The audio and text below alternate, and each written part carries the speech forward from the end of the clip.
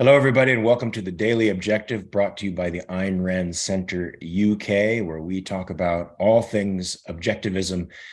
I haven't been here for the entire summer. I've been away in Paris, so it's great to have my summer inaugural show with my favorite co-host, James Valliant. Today, we are going to talk about the past and the present. Is it better in the United States today, or was it better in the past? You hear the conservatives harkening back to past times a lot. You hear old dudes like me, I don't know if James does this, talking about some better time in the past. And then there's the progressive notion where the present is never a satisfactory place. The future is always the place to push forward to. Who's right? Are they both right in a way, or are they both wrong? I think objectivists have their finger on the pulse of questions like this more than any of the people in the establishment. Here to help me unpack this insanity, James, how you doing, man? How's your summer going so far? Quite well, quite well. The weather has been spectacular out here, and unfortunately, I couldn't make it to Ocon this year. But apart from that, things are going spectacularly well for me, sir. Fantastic. I got to tell you, I've been for a month and a half, almost 2 months in Paris. And they truly do live 2 or 3 decades behind America. Anybody who thinks Europe has a better standard of living than America should think twice about it. Nobody in Paris has air conditioning. And when it's 92 degrees outside, you are uncomfortable in your own house. I just want to shout out to Paris out there. Come into the 21st century, my friend. My God, come into the 1970s. Put air conditioning in your houses, please. Oh, but it's always cool to go to European disco. You're hearing music that's like 10, 15 years old. Get with it, folks. Get with it. Europe is a dark continent. So our topic today is today better than it was in the past? Was 1776 an idyllic time, or was it not? What say you with respect to a vast question like that? We'll start with the big stuff and then maybe get down to particulars. Well, I think that intellectually, culturally, the Enlightenment was far superior in fundamental ways than what we have today. The last 250 years have seen a dramatic decline in philosophy, and that has led to a generalized cultural decline, a rise, as we've discussed in so many of these podcasts, of tribalism, neo-mysticism, collectivism, various forms of all kinds of things that have gotten much, much worse. Since the founding fathers have come about, the intellectuals, and it's the intellectuals who've spearheaded a nightmare decline in culture, in Western culture generally, and America, so dependent on European culture, unfortunately, has suffered a cultural decline in fundamental ways. So I would say in some ways, the culture of 1776 had some superior elements. Now, was it perfect? Was it in some ways inferior to today? Absolutely. The attitudes towards women, the racist attitudes, America had slavery, all kinds of things. I could go down the list of why the late 1700s were inferior. You know, we've lived over the last 300 years or so with an industrial revolution. The greatest thing that has ever happened to the human species since we emerged from the slime, if I can use that thing, that cliche. The truth is that in terms of life expectancy, in terms of the quality of health, the quality of and variety of food, the safety of our food, the quality of entertainment, the sheer luxury time that we have, no, in many, many material ways, we're safer, healthier, living longer. We have better life. We live better than Louis XIV in the 1600s, the richest man in France could have, because of the Industrial Revolution. So the greatest thing scientifically, technologically, economically, that has ever happened to humanity. I mean, just look at life expectancy and human population over the last 200 or 300 years. And America spearheaded that movement of freedom that for the last couple centuries has so improved like nothing else in the entire, for the last 150 or 200,000 years, the Homo sapiens species has been crawling around on this planet. That has been the most wonderful thing that has ever happened to us. Now, that's the big context. So in some ways here in the 21st century, things are better than they've ever been. More people are free. Women didn't have the right to vote until 1920. We had slavery in this country until the 1860s. We had Jim Crow, really horrible Jim Crow in massive parts of this country until the 1950s, 60s. So people, conservatives say, let's look back to the 50s, where women had the traditional role of, keeping in their place and, sort of a leave it to beaver attitude. That was not paradise either.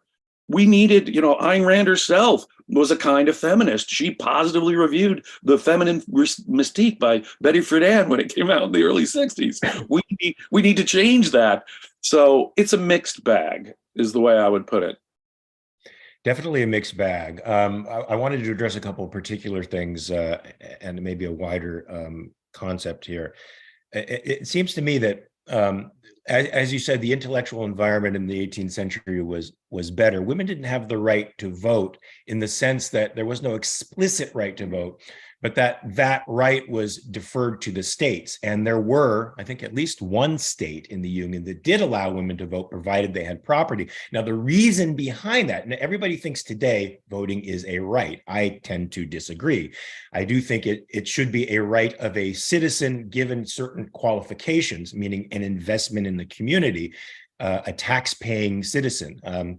And other qualifications, I think, should be there that are not, because they're considered discriminatory. But the reason women, in many respects, weren't given the vote had as much to do with prejudicial, I think, attitudes towards women, but also had to do with a rational consideration that women at the time were dependents on their husbands, and as dependents on their husbands, weren't entirely free to make choices that were independent of their husbands. And so they felt that essentially that would create a vote that was cast two votes, so that whatever the husband would vote, the woman would sort of get behind, because she was okay.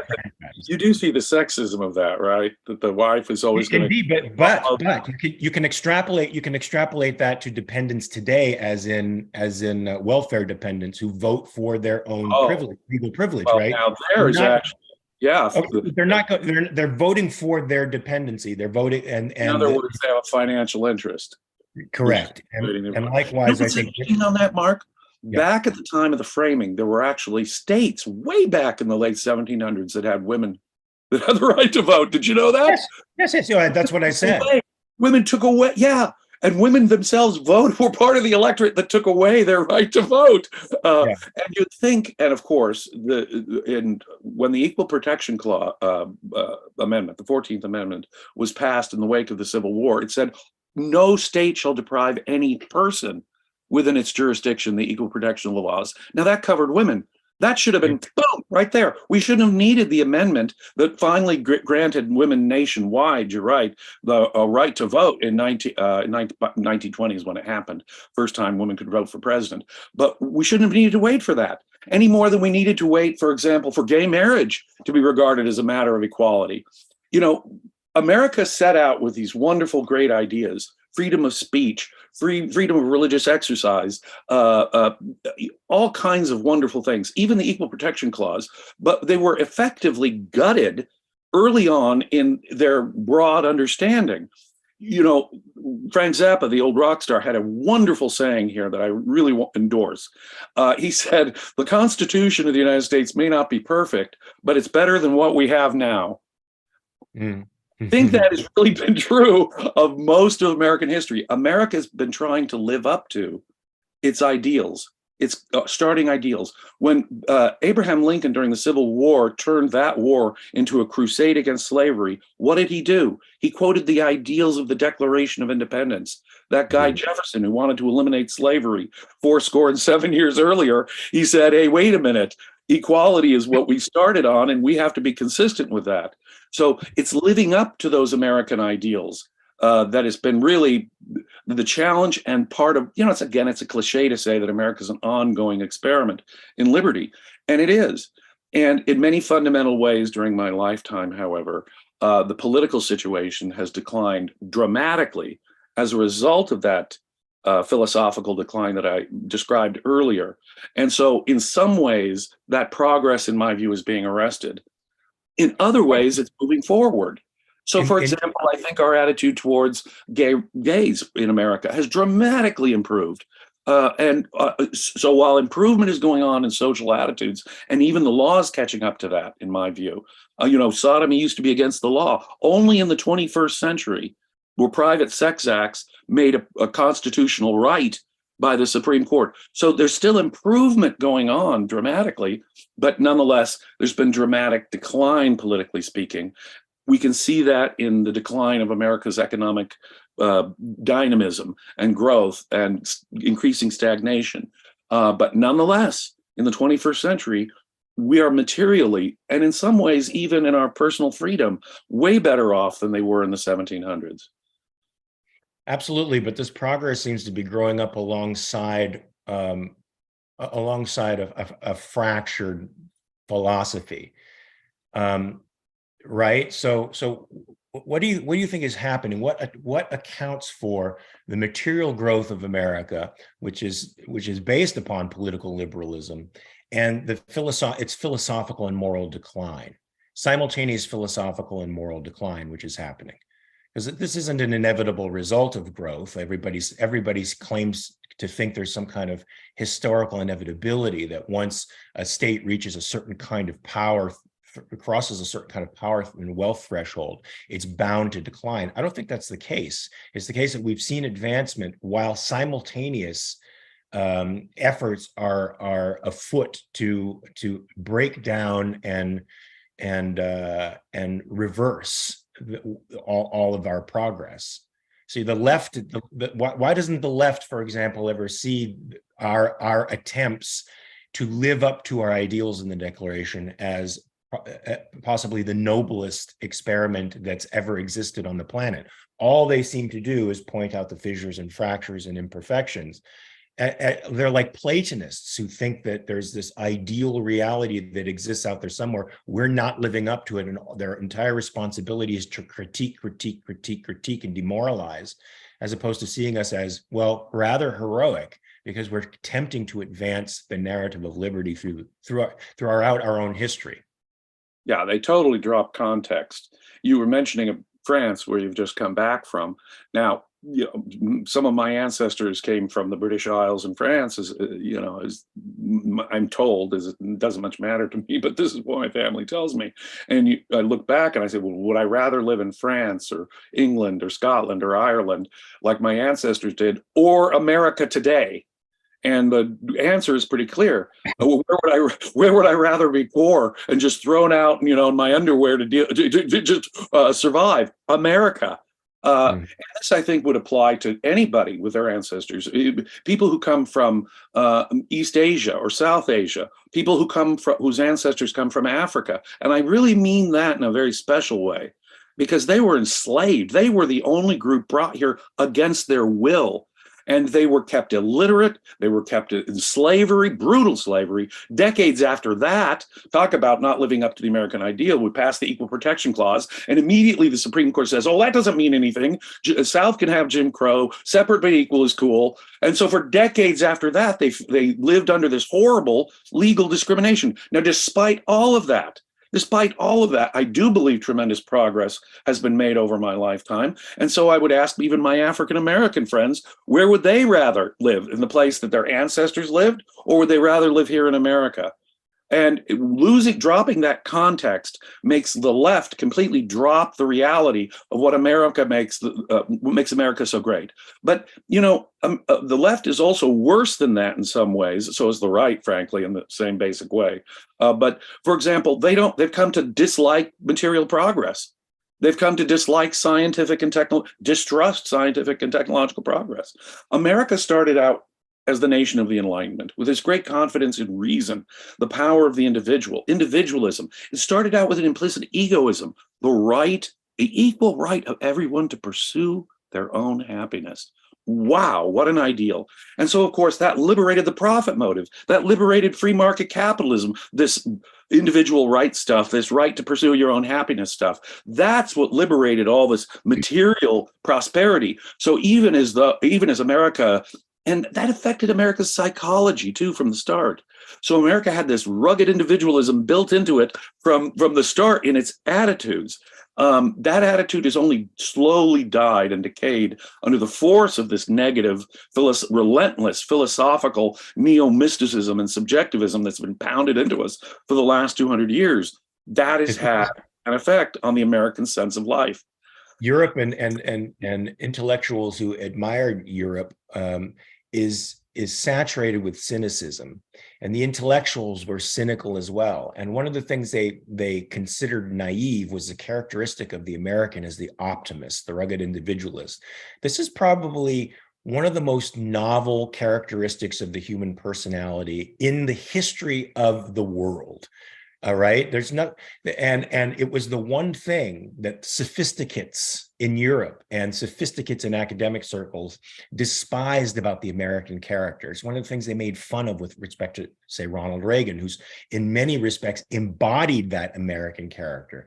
Oh yeah, nobility to them was the Attila and the witch doctor, the king and the pope, and that's any merchant, any craftsman, any lowly physical, this mind-body dichotomy built in by mysticism from the start had gotten them looking down on the people who actually improve our lives here on Earth, business people and scientists and inventors. They were sort of the crude material. America glorified those people. America actually admired people who were self-made and made a fortune on their own, like Carnegie or Ford or Thomas Edison. And wow, or John D. Rockefeller, we were in awe of those kind of guys.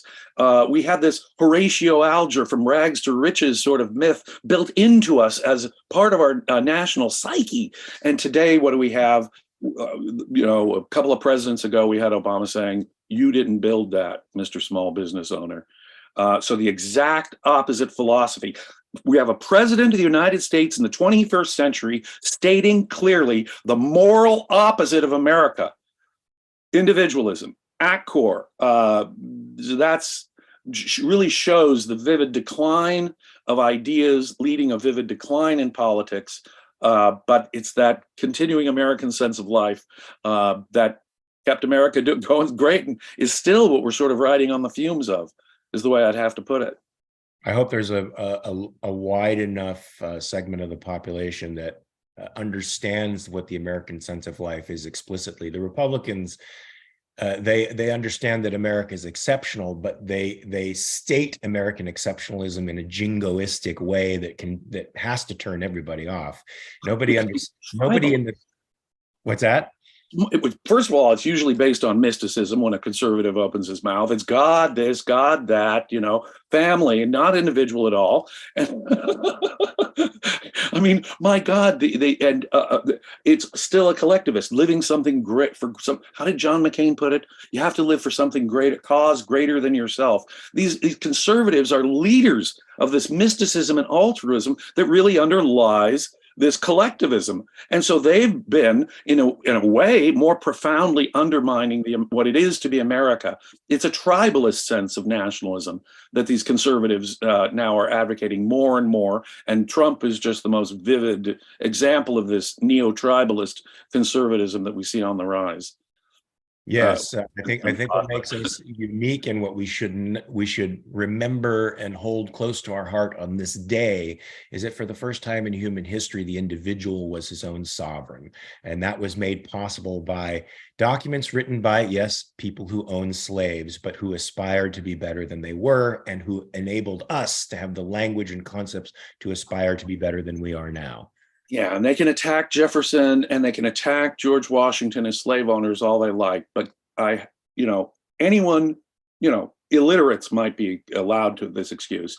But frankly, Thomas Jefferson and George Washington had more to do with the elimination of slavery in this world than just about, you can name a handful of people that eliminated slavery insofar as it is eliminated in the world today. And Thomas Jefferson would have to be almost top on that list. John Locke, the philosopher behind it all. Yeah. Aristotle, the real founding father behind individualism, and Thomas Jefferson, would have to be included in that list that includes Abraham Lincoln as these giants who eliminated slavery. It's the American ideals that eliminated slavery, and that's what the left misses so profoundly, so profoundly. Indeed, they do. I have a few super chats here. Equal to reality for £5. Happy 4th of July. Thank you very much. Equal to reality. Jeff Bannister with 1776 Canadian. Thank you very much, sir.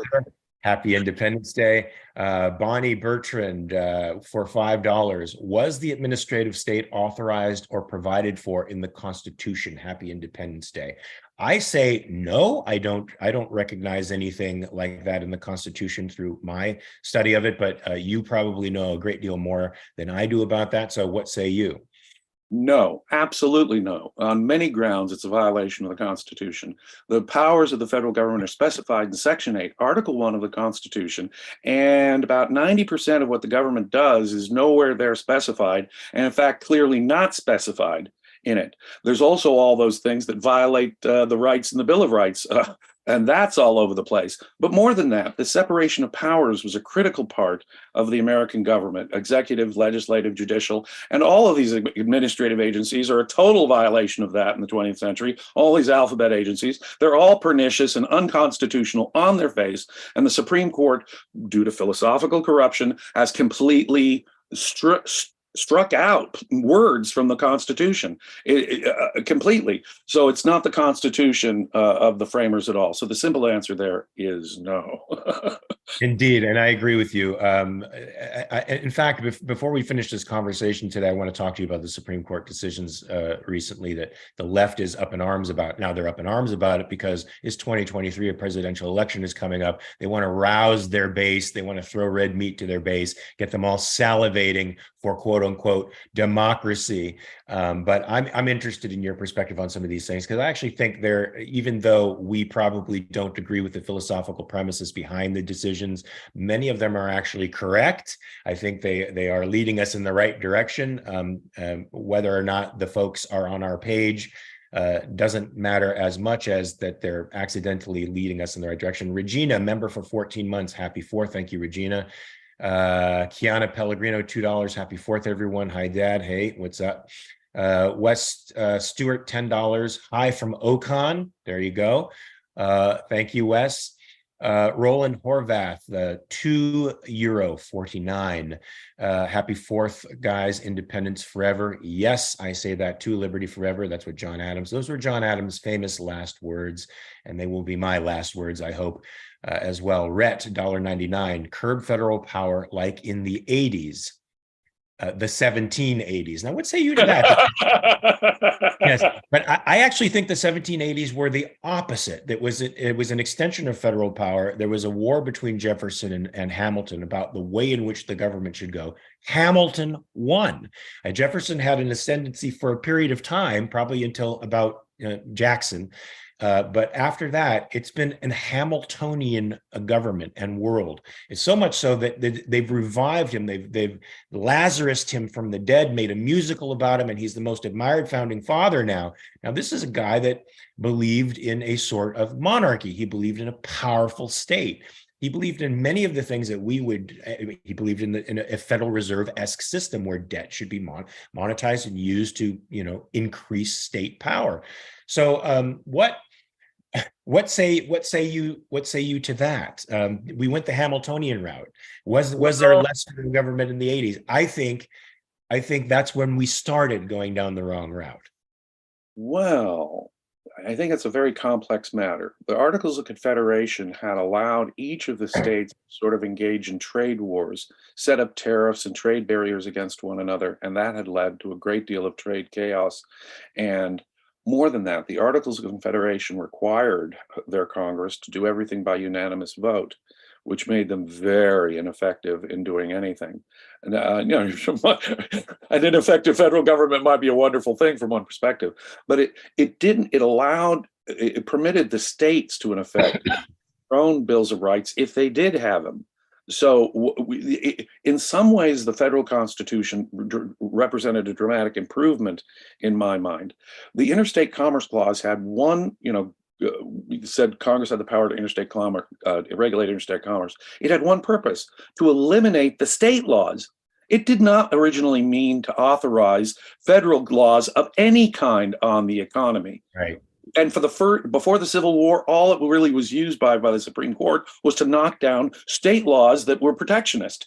It was only in the middle of the 1800s that it even applied, and it only applied to the railroads and the ferries that actually carried the trade between the states, not even the goods themselves. And it wasn't until much later that all of commerce, they struck out that word interstate, and now Congress could regulate any commerce. But the establishment of the Interstate Commerce Commission in the late 1800s was even a cynical bargain on the part of a cynical union between the government and absolutely businessmen. It was businessmen who attempted to monopolize trade, to keep prices elevated, because they discovered that when they tried to form trusts together, guess what? The market wouldn't allow them to do that. Someone always broke formation and came up with a cheaper price to load freight. They always did some kind of discount for big producers, and they broke formation with prices, so they couldn't keep prices high. Folks, the Interstate Commerce Commission was created to stabilize cartels and monopolies.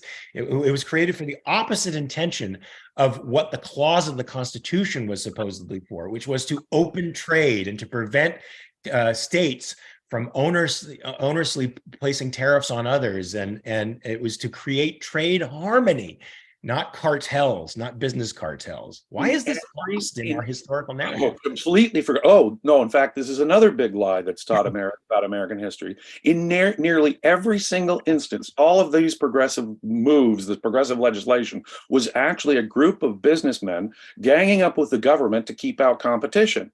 And in nearly every case that we look back, it's important that we have this law or that law or this law or that law. The people don't realize the real motivation behind the Federal Reserve, for example, was to protect certain big Wall Street firms. And that was really what it was all about. It was to end competition in the banking world. It did not, of course, stabilize the business cycle. It made it much, much worse. Wait, James, I have to adjust what you're saying here. It was meant to stabilize volatile competition. Okay, volatile. And of course, volatility. Yes, and every regulation is monopolistic in itself. For all it does is create a greater cost of business entry, therefore another barrier to entry, and therefore monopolistic abuses become more and more common. Every regulation is pro-monopoly. Every one, ladies and gentlemen. Yes, and if that's why, if you're wondering why the big companies, the big multinational companies like Amazon support minimum wages, you have your answer right there, because it knocks out competition. Or even why they like the COVID lockdown. Great for Amazon, huh? Bad for those mom and pop brick and mortar stores. We've been pretty negative here, and I want to say something wonderful about America, because I got you here, Mark. You're an actor. And one of the things, there are so many things about America that I really, really love that are so unique and distinctive. People don't realize America was a social revolution. All these leftist attacks on American founding fathers say it was just rich people keeping their rich property and that's all it was. No.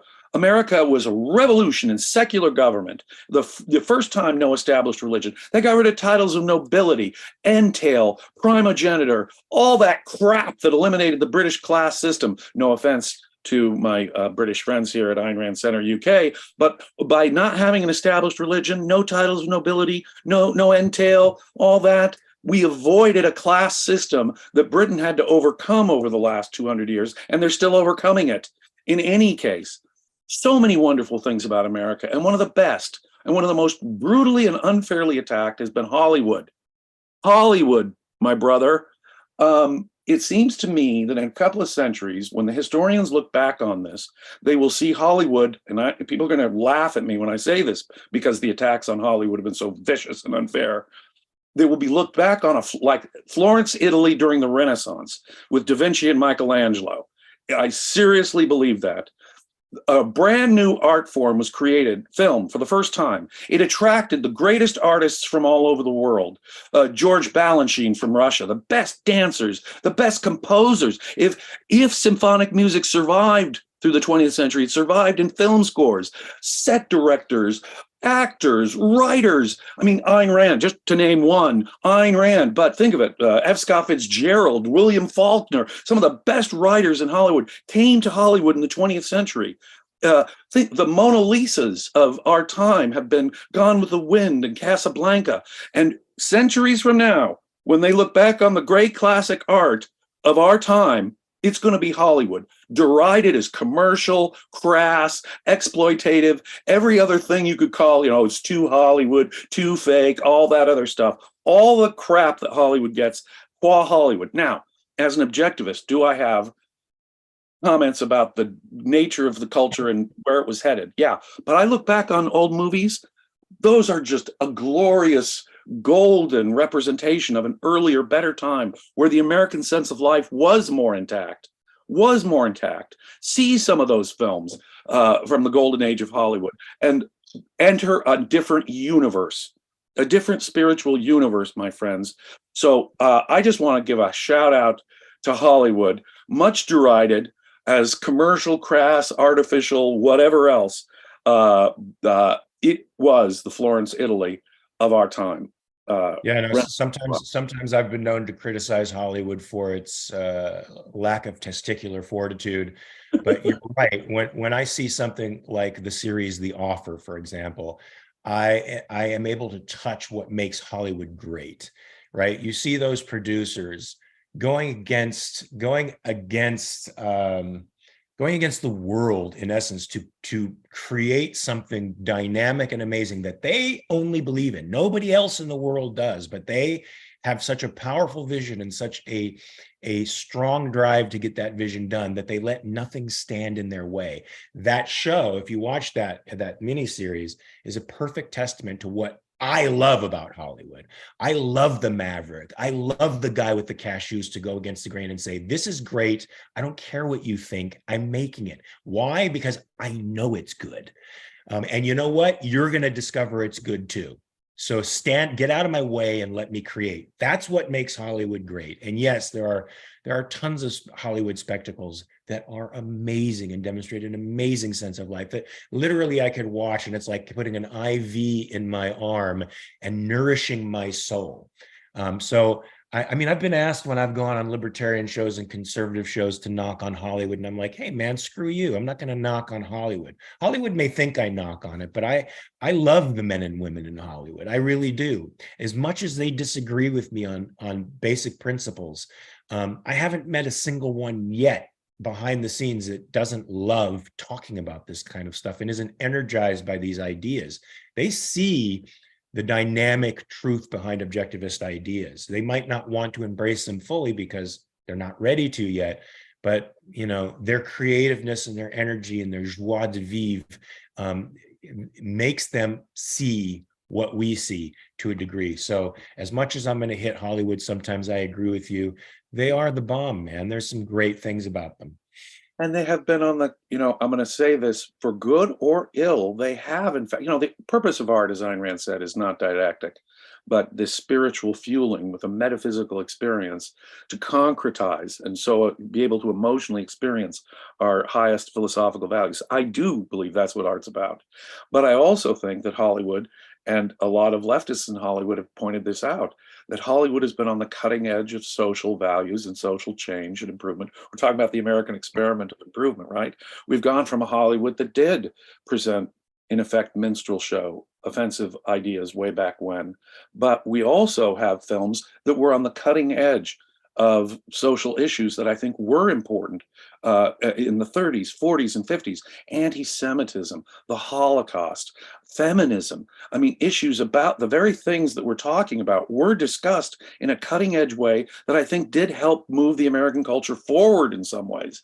For all of the criticism that a film today, we look back on it almost 60 years ago now, Guess Who's Coming to Dinner? With Sidney Poitier and Katharine Hepburn and Spencer Tracy, brilliant actors, obviously.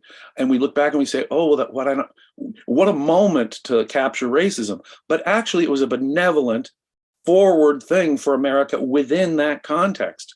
Now, even Norman Jewison's In the Heat of the Night, the scene where Sidney Poitier slaps that white man across the face and what a great film. looks at the sheriff looks at Rod Steiger, who was my mentor for a while, and says, "What are you going to do about this?" And Rod says, "I don't know."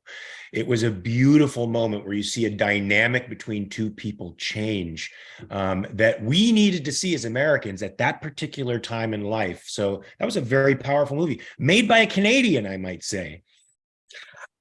I have to say, films have, in a sense, been helped America look at itself in a certain way and its values in a certain way, question things, re-question things. And I think it is part of that. Now, does that mean that it's going to be a victim in its philosophical messages to the ideas that are dominant at the time? Yeah. And so I think we have, especially in contemporary times, seen either a total superficiality in some of them. Some of these action adventure films are beautifully edited action films, exciting just to see the action, but they're really glorified chase scenes, or they embody bad philosophical ideas, and they're trying to, but when they do that, it becomes kind of, it takes away, I notice in most cases, it takes away from the entertainment value of the film when they're, grinding in political acts. And I think there's been a reaction to that even. They say woke means go broke. And I don't, to what extent that's true is up to the market of ideas, which itself is sensitive to the dominant philosophical ideas of that time. And so we are living in a time, I think, of mixed philosophical messages in our films, very much so. You can get films now and then with really fascinating, good messages. And at the other time, you get, well, here they are on their hobby horse, obviously making a didactic political message, which is hurting the artistic form itself, or it's just a superficial, as I say, action chase scene. I see a lot of that whole range of things going on, but and it's sad in a way to see, but look how even these comic book movies, these action adventure movies, in some ways, for all the crap they take about going PC, they're still talking about heroes. They're still talking about values. It's still, in a way, a kind of bootleg romanticism. So hooray for Hollywood. It is, but with respect to superheroes, I feel like they're too embarrassed to make individual men and women heroes. So but they're not so embarrassed to endow mutants with those kinds of qualities. But yes, and with respect to woke in Hollywood, I've been asked on podcasts whether I dislike it, and in general, I am against the political movement of wokeness. But I also think, in some respects, it's enabled a demographic of people to become stars that we might not have never known, because Hollywood was sort of a closed system. It was not accessible to many people, and it did, in many respects, write stereotypes. And, however individualistic we are, there is something to seeing somebody who looks like you performing a heroic act, as opposed to being always in jail or a crack addict. And so I love that the heroic world, the moral arc of the heroic world has opened up to women and people of color and to gay and straight alike. And we can see this as a normal human phenomenon. I think that can do great things, provided we don't do it at the expense of other human beings. There are shows that aggrandize femininity while destroying masculinity. Rand wrote about heroic men and women without denigrating a single human being.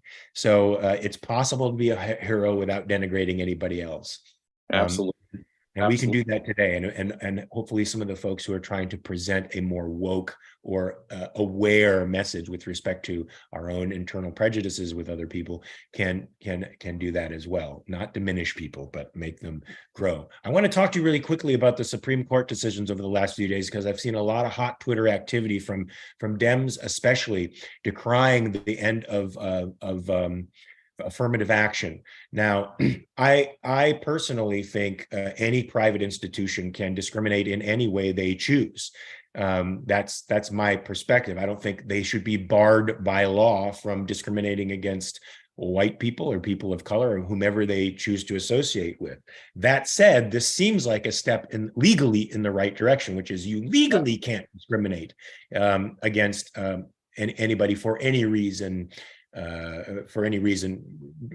with respect to race or gender. Universities could always opt out of government affirmative action regulations.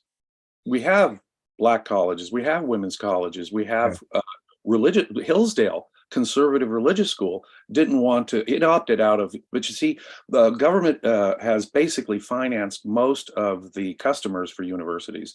So when this government financing of all the students is most of what gets students to universities, it's considered a government sponsored program. So the courts have said that in effect, a government sponsored program comes under the same rules as the government. So just like the US government can't be racist under the 14th Amendment, the government has to be equal. There can't be any racism in government, right? Forget private institutions. The 14th Amendment's equality protections apply against government. And insofar as university admissions have become a government-sponsored program, they come within the 14th Amendment. And colleges like Hillsdale could opt out of that government-sponsored program and not be under this sort of thing. Insofar as Harvard University is most of their customers are financed, their admission system is financed by the government, it's a government-sponsored program. So the question is, can government-sponsored programs be racist? And Harvard was systematically being racist against, racially discriminated against minority, Asians. Now, is that cool under the 14th Amendment? No. So what the court decided there was a wonderful thing. You know, as I was saying earlier, the 14th Amendment was basically gutted from the outset, and we had Jim Crow and separate but equal, and then we had separate but equal overturned in Brown versus Board of Education in 1954. But then the Supreme Court said, well, we can engage in some racism if it's corrective or remedial. Today, we live in a world where Plessy is finally dead. My liberal friends, you were defending racism.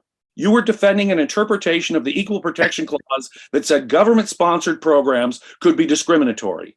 They are defending racism. All of that. All of our lefty friends out there are, as Democrats have always done. Democrats have been consistent from the start. Democrats have never advocated a world without racism in this country. Democrats were the advocates of slavery. They were the advocates of Jim Crow. They were the advocates of quota systems. And now they're bemoaning the fact the government-sponsored programs can't continue to discriminate against Asians, discriminated against minority. Now that is, if they can't see on the face of it that they are the racists here, you can't cure racism with more racism.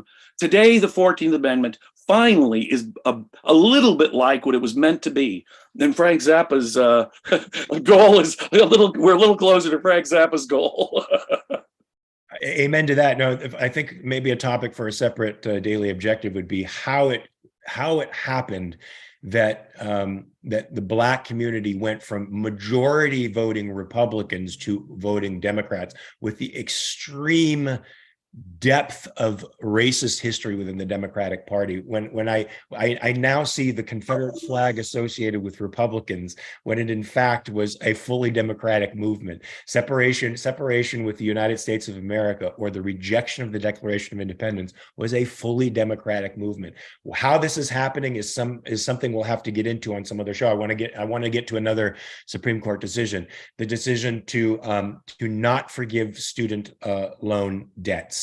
Now, I've been arguing on social media because the thing that Democrats like to say is, they can forgive PPP, but they can't forgive student loan debts. And my feeling about my sense, I shouldn't say feeling, but my sense of PPP was that it was restitution. The government caused financial hardship and cash crises in businesses, and they had to make those people whom they harmed whole. So those people would not be in the position they were in had it not been for a prohibition forced upon them by government. Somebody voluntarily deciding to incur a debt they refuse to pay off for a degree that is worthless in the world is an entirely different moral matter. What say you?